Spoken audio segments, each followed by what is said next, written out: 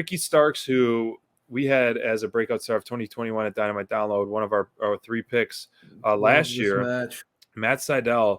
It's a bummer because he's becoming he's such a good worker, but he's coming, just kind of I hate to say he's but kind the jobber, but he's such a good worker. No, here's how I view it's so funny because during this match, I was like, dude, Matt Sydal is becoming kind of like AEW's Dolph Ziggler.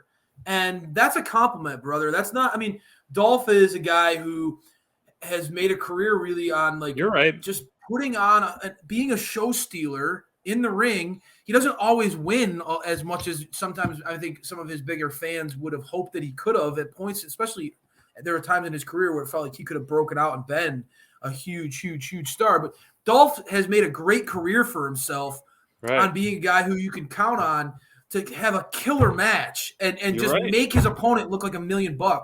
And Matt Sydal, man, this guy's he's been in the business over a decade, and there's a reason why. This match with Starks was one of my favorite matches of the weekend. Like I said, I thought they absolutely crushed it. These guys absolutely were killing it back and forth. Sydal and his striking, how many times have you and I talked about he can get in your face and his kicks kick your head off. They're fantastic. And there were times as a guy who loves Ricky and his upside where I was like actually worried about his neck during this match because I was like, man, some of Sydal's offense snaps so hard. It's so crisp. Me as a Pac fanboy, I love those guys who have that offense who it feels like their kicks are crisp, their suplexes snap. Yeah. Sydal's offense, it feels like everything is executed with perfection. And there were moments where I was like, man, I was worried about Starks' neck at multiple points in this match because of the offense that he got against him. Yeah, and it's great to see Starks back in the ring because the guy is, to me, like I said it earlier about others, but he's a total package. And he's one of those that needs to be featured more in such a deep roster. And even though he has a unrecognized belt on his shoulder, Team Taz and Starks, like they're, equipped with 3 different and solid stars, and that should be a focal point of AEW television and programming. Whether it be, they could even, if they want to start small and like you focus on make Dark a more meaningful or an elevation, a more meaningful show instead of just continuing enhancement talent matches. If you need to do that because you have such a stacked showing, but I really hope that we're seeing Powerhouse Hobbs this Wednesday. Does that lead to that 3-on-3 match that you were talking about before?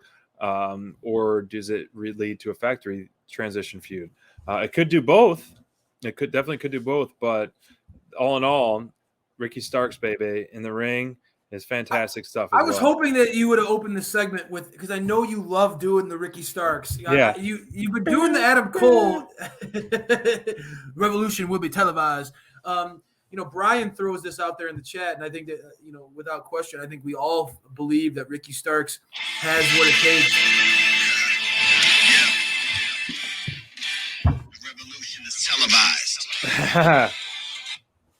Right. I think we all agree that Ricky could be an AEW world champion. Agree. He was one of he's a guy that, and it's funny, we thought like, oh man, Ricky, he was one of our breakout star picks for last year, and it felt like, oh man, an injury robbed him of that. And then you look at his overall record, and you're like, all right, Ricky has had a hell of a run so far at AEW. You're right. This young man has so much upside. He carries himself with that swagger. His spear is one of the best in the business right now. I'm a big fan of how he launches himself into that one.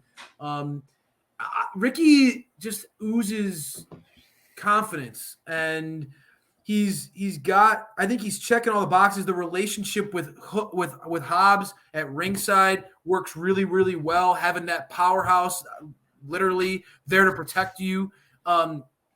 It almost mirrors that MJF Wardlow relationship. True. But without Ricky Starks being an absolute jerk, you know what I mean? It works though. It works really, really well, and gives Starks that extra oomph when he's in the matches. I hope that we get to see a lot more Starks in 2022. Agree completely, and more Team Taz overall 2022. And